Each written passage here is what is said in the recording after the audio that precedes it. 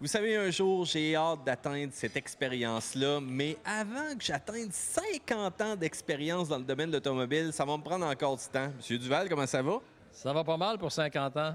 50 ans d'histoire automobile, 50 ans de passion qu'on peut dire.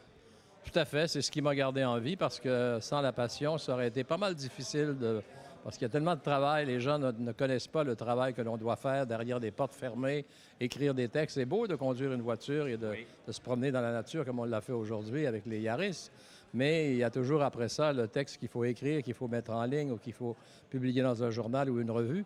Alors, ça demande beaucoup d'efforts et beaucoup de concentration et beaucoup de passion surtout. C'est ça qui nous permet de passer au travers. Allons-y avec un petit peu, peut-être un avis par rapport à aujourd'hui. On a essayé la nouvelle Yaris berline. Donc, l'avis de Jacques Duval là-dessus. Bien, la vie, c'est que si j'allais acheter une Yaris et que je découvrais par la suite que c'est une Mazda, il me semble que je me poserais des questions. Parce que je me dis, si je veux acheter une Mazda, je vais aller chez Mazda. Pourquoi je m'en vais acheter une Yaris en me fiant sur la fiabilité et la réputation de Toyota, alors que finalement, je reçois une Mazda? Il n'y a pas un crime là-dedans. Là. La voiture est bonne, est bien, est intéressante à conduire. Mais il me semble qu'il y a un problème d'identité qui est à revoir. Est-ce qu'on n'a pas vu cependant des grandes associations au travers du temps? Pensons à Dodge Colt Mitsubishi qu'on a vu avec le temps. Pensons aussi à Matrix avec Pontiac Vibe. Chevrolet Cavalier aussi, elle va faire des voitures avec l'identification Toyota en Chine aussi dans le passé. Oui, mais là, je vous arrête. On peut voir un grand avec un petit, mais quand on voit un petit avec un grand, ça fait plus bizarre. OK. Autrement dit, si vous achetez une Toyota, qui est le constructeur numéro 2 au monde après la défaite de Volkswagen, et qu'on se retrouve avec une Mazda, on descend de quelques échelons dans la hiérarchie des voitures, des compagnies. Alors, c'est un petit peu ça qui est gênant, je trouve. Avoir l'avis d'un pro, c'est toujours intéressant. Ça, j'aime ça. Monsieur Duval, allons-y avec quelques questions tout simplement comme ça. Ça a l'air qu'on se préoccupe par rapport à la charge au véhicule à l'extérieur. Ici, présentement, vous semblez conduire une Tesla cette semaine. J'ai eu la chance d'essayer ça. Et que dire de la technologie aujourd'hui? Comment que c'est rendu une technologie de pointe dans un véhicule à une finesse assez impressionnante? Moi, je te dirais que je suis tellement content d'avoir vécu assez vieux pour connaître cette technologie et pour conduire des voitures qui sont complètement différentes de ce qu'on a connu jusqu'à maintenant et qui préfigurent, à mon avis, l'avenir de l'automobile. Je dirais que d'ici 20-25 ans, il va y avoir pas mal de voitures électriques sur la route. De plus, en plus, on a maintenant des bornes de recharge un peu partout. Je suis arrivé ici ce matin, je suis parti avec 415 km d'autonomie. Je me suis trompé parce que je suis tombé dans un embouteillage dans une ville qui est Grand Bay. J'ai tourné aux alentours. J'ai fait donc beaucoup de plus de kilométrage que j'aurais dû. Et malgré tout, je suis arrivé ici avec une réserve de 167 km. Alors, il n'y a pas de quoi s'effrayer de tomber en panne d'électricité. Et en plus, il y a des bornes un peu partout. Je regardais sur le tableau de bord, justement, de la Tesla, qui vous dit quelle est la borne la plus proche. Il y en avait partout, partout, partout au Québec. C'est incroyable. Donc, il n'y a plus vraiment d'inquiétude à y avoir, à moins que vous alliez du côté de Gaspé, où là, il n'y en a probablement pas encore. Mais dans la plupart des endroits les plus connus, on trouve des bornes de recharge. Et conduire une Tesla, c'est absolument, pour moi, la fin du monde.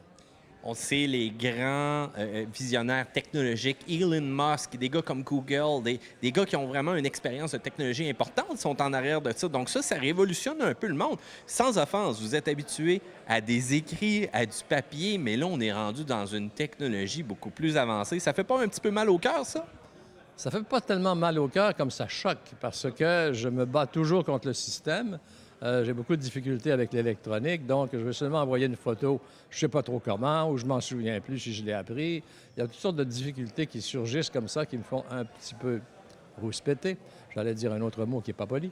Et puis, c'est ça. Alors, je suis au loin d'être à votre tempo, à votre rythme, mais j'essaie de m'y mettre quand même, parce que pour faciliter la tâche, il n'y a rien de mieux que ça. Mais je conduis une voiture, par exemple, qui peut être complètement réparée ou modifiée simplement par la magie de l'électronique. Souvent, je rentre dans mon garage le soir à 11h ou 10h et ça me dit qu'à 2h du matin, ils vont faire une mise à jour spéciale. Et quand je prends la voiture le lendemain, ils me disent quelle mise à jour a été faite.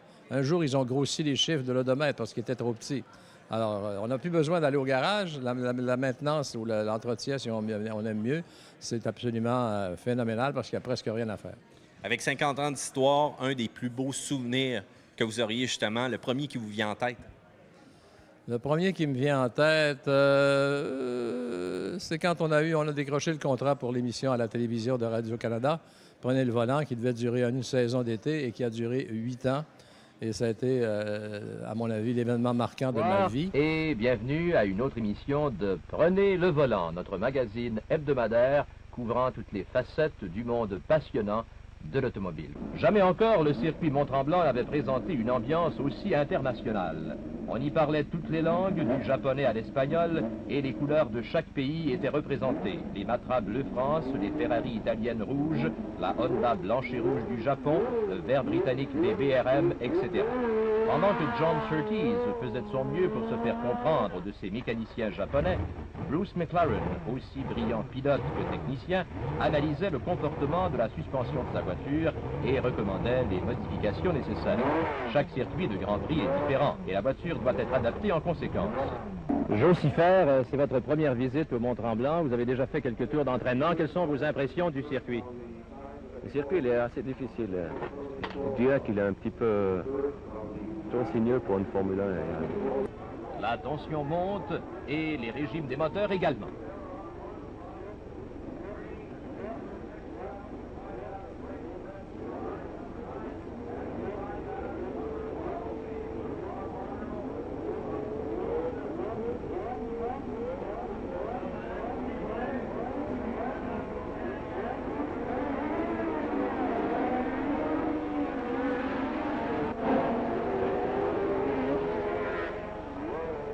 Le départ est spectaculaire et sans incident. Seul la McLaren BRM de Joe Bollier a refusé de partir.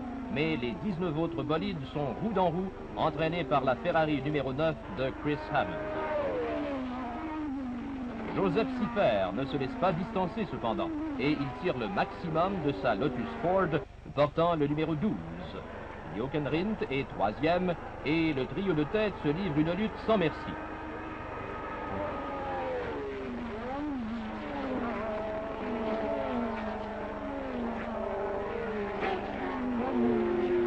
Après quelques tours, on se rend compte que la voiture de Siffert laisse échapper une fumée blanche.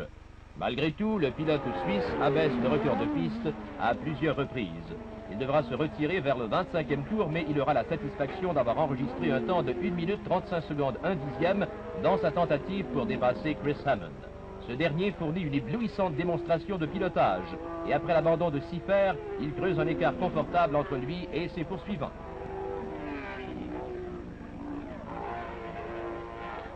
À quoi vous occupez-vous, Mme Beltoise, pendant la course elle-même? Pendant la course, il faut vraiment que je m'occupe à faire quelque chose, sinon je deviens un peu trop nerveuse. Alors soit je chronomètre, alors soit je filme, j'ai ma caméra, et normalement sur le circuit, je prends des petits films et on se les passe à la maison. Et ça a été, à mon avis, l'événement marquant de ma vie. C'est ce qui m'a propulsé au niveau où je suis maintenant et dont je remercie tous ceux qui ont été responsables de ça, qui m'ont permis de vivre une aventure magnifique dans l'automobile, parce que j'ai commencé comme coureur automobile et par la suite, je suis devenu journaliste. Donc, l'expérience de coureur automobile a permis d'asseoir ma crédibilité comme chroniqueur. En terminant, 50 ans d'histoire, c'est beaucoup. Qu'est-ce qu'on fait après 50 ans en tant que Monsieur Duval, là? On ne délaissera sûrement pas l'automobile, là. On se repose, on se couche un petit peu plus que d'habitude. Excellent, Monsieur Duval. Merci beaucoup. Super apprécié pour ces mots. Merci, c'était une gentille interview. Bonne chance à vous. Merci. Super apprécié.